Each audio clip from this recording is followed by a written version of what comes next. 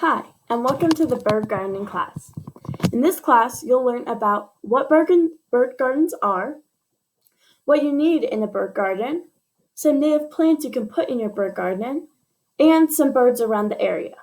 Now, I'm talking about birds around the Woodland Park area, Woodland Park and Divide area in Colorado. If you do not live in this area, I'm sorry. But if you live in this area and you happen to get a bag from the Woodland Park Library, then you can use the supplies in that bag during this class. First, we're going to talk about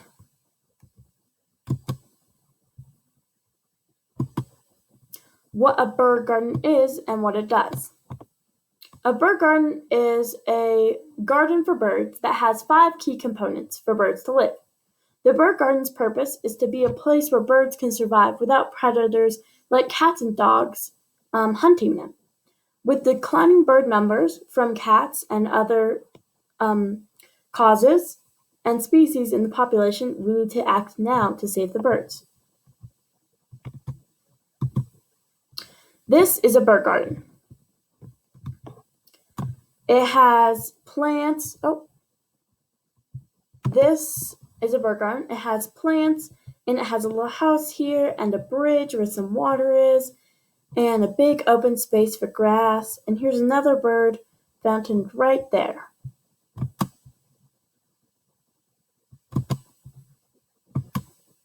This is also a bird garden. It has a bath here, some plants, a birdhouse, a bench, sculptures, and some grass.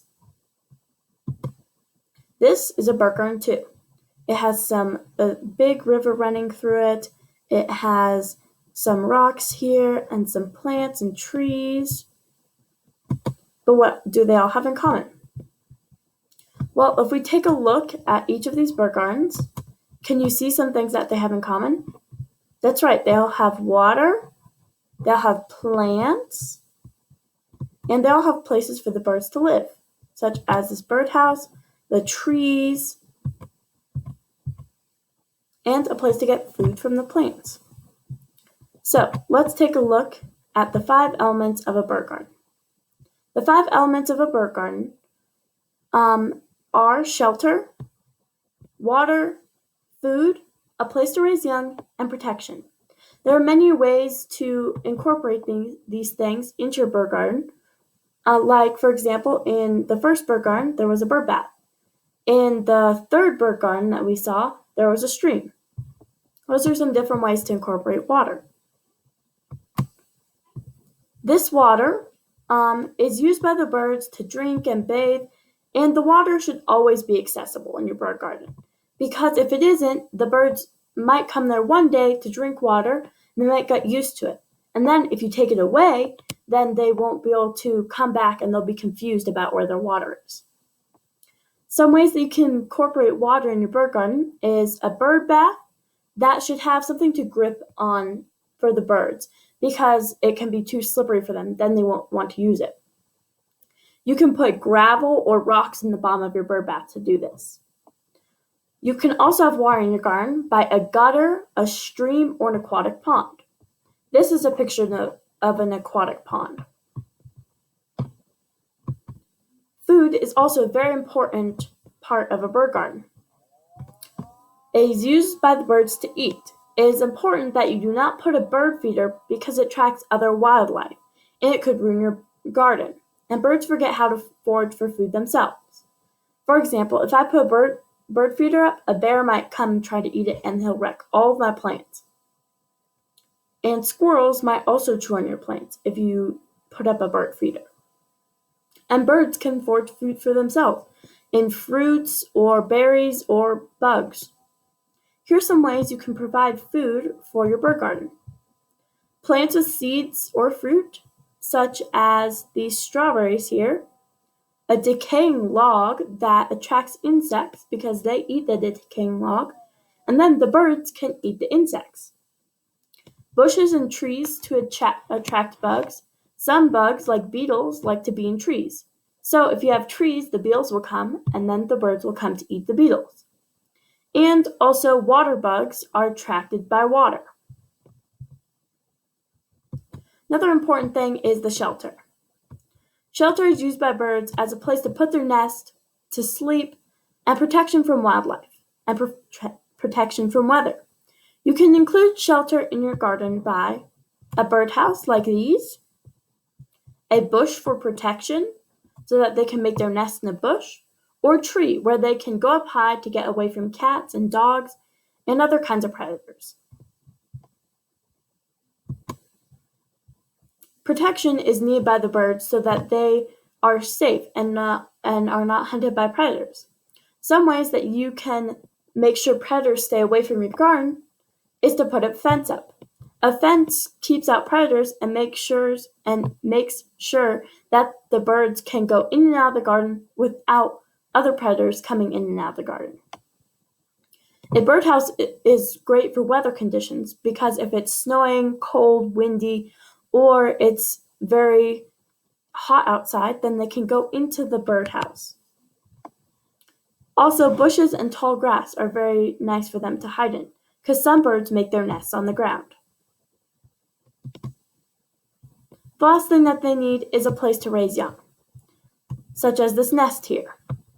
A place to raise young is needed because without young, there won't be any more birds to keep on keeping the population stable. You can provide a place to raise young by providing shelter, protection, water, and food, all the things listed above, and you can have a place to raise young. Now it's time for your snack. If you have a library bag, you have some pretzels and some raisins in your bag. If you don't have a library bag, then you can get these anywhere at your grocery store. What's not included in the bag is peanut butter. Basically, you'll use the pretzels and peanut butter to make a nest. Then you can put your eggs, raisins, into the nest, and then you can eat it all. Pause the video to do that, and then come back. Okay, welcome back. Now we're going to play a bird garden card game. You're going to bring out your cards for this game. If you have printed them at home or drawn them on a piece of paper, bring those out. If you've got a library bag, then there's a printed out version that's cut out already in your bag. This is how you're going to play the game. There, as you can see, are different cards. There's ones for water, shelter, protection, everything we talked about before. So basically what you're going to do is you're going to get 5 cards. You're just going to draw 5 cards from the pile. And some of those cards might be the same. The objective of the game, or what you're trying to do, is to get one of each kind of card so that you can have a complete bird garden. To get new cards, on your turn, you'll discard or take away the cards that you don't want, and then you'll draw as many as you need to get back to 5. For example, if I have 5 cards and 3 of them are the same, I can discard up to 2 cards, and then I can draw 2 new cards until I have everything that I need. You're going to take turns, so you're going to rotate. Pause the video, play that game for a while, and then come back. Now that you're back, let's talk about native and non-native plants.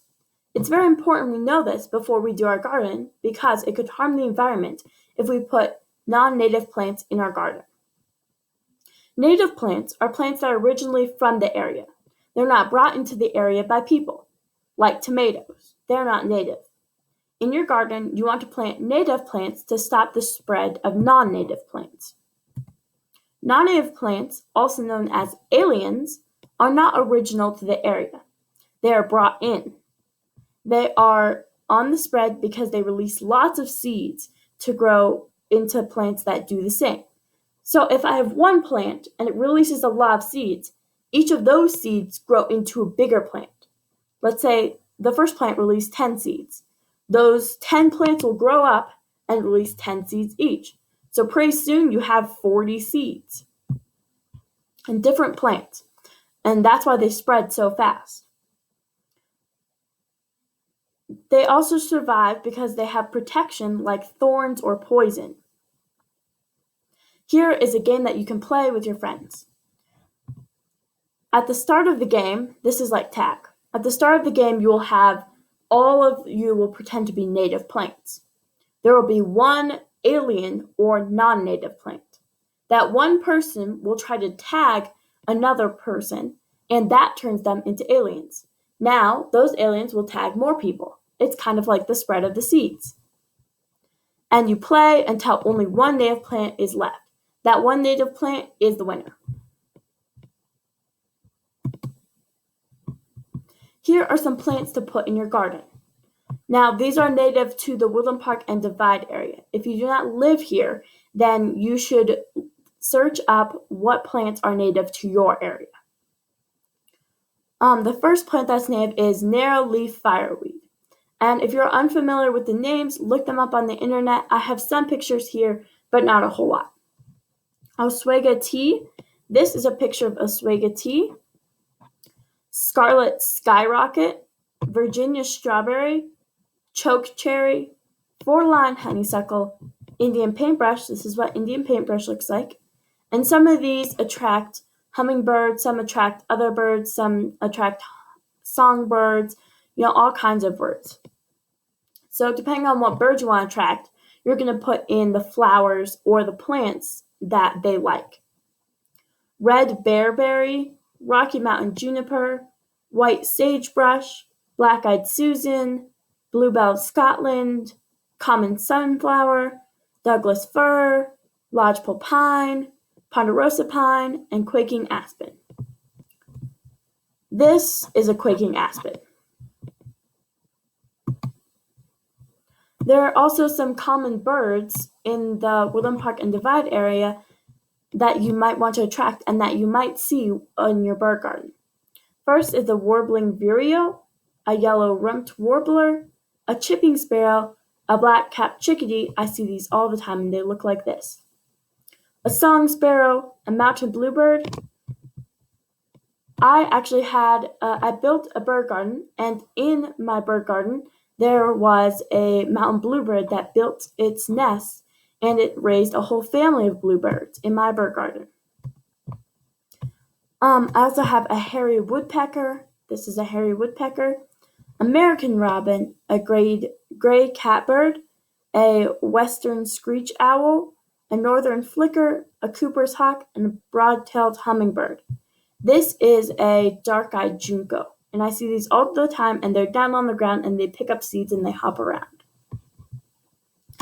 There's also the golden-crowned kinglet, which is right here, a red-breasted nuthatch, which is right here, and a gray jay. This is a gray jay. And you saw above the dark-eyed junco. Now, there are a few things that you absolutely do not want to do with your bird garden. The first we learned about earlier. Don't put out bird feeders because the birds depend on them and then they don't know how to get food for themselves. And if you don't put it out there all the time, then they're going to wonder where their food went. And 2, don't put out stuff to put in the bird's nest because they can choke on it and they can get tangled around themselves, and it's just not very good. And they don't know how to forage for themselves. 3, make water sources 2 inches deep if possible. So obviously, if you have a stream or gutter, then it's not possible to control the deepness of those water sources. But if you have a bird bath, try to put only 2 inches of water in it. Otherwise, the birds won't come to your bird bath. And the 4th, and probably one of the most important, is only put native plants in your bird garden. It will attract the birds better, and it will keep our native plants safe.